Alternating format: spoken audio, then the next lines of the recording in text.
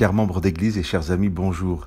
Dans l'émission 128, nous nous sommes arrêtés sur les premières paroles d'Ananias lorsqu'il accueille Paul à Damas après sa conversion.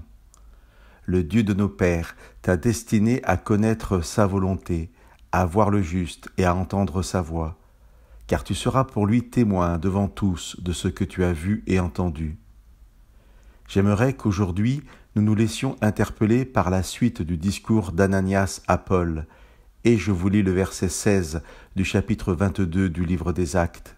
« Et maintenant, pourquoi tardes-tu ? Lève-toi, fais-toi baptiser et laver de tes péchés en invoquant son nom. » Je vous lis ce même début de verset 16 dans les versions français courant et TOB. « Pourquoi donc hésiterais-tu ? Allons. Et maintenant, pourquoi attendre encore ? Pourquoi attendre ? Pourquoi hésiter ? Pourquoi tarder ? Certains pourraient répondre « pourquoi pas ?» L'engagement avec Dieu n'est pas une mince affaire, il demande parfois des choix radicaux et il y a de quoi hésiter, attendre, tarder un peu.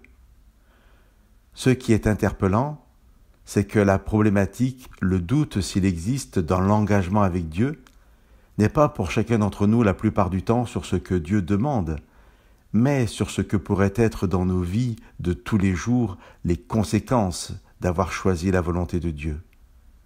Chers amis, ces paroles d'Ananias doivent nous interpeller aujourd'hui.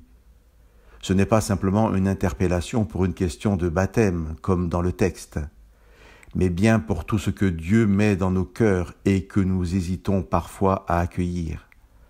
Ananias nous rappelle qu'il n'y a aucune raison de tarder, d'attendre, lorsque le Seigneur a mis une assurance dans nos cœurs, l'assurance d'un choix à faire, d'une attitude à adopter. Je me répète, souvent ce n'est pas la conviction qui nous manque, mais la crainte des conséquences de nos choix pour Dieu.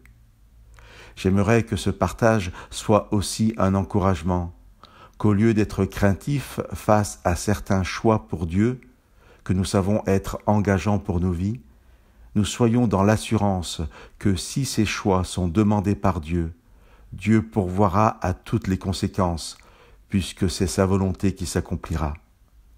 Que Dieu vous bénisse et vous donne sa paix.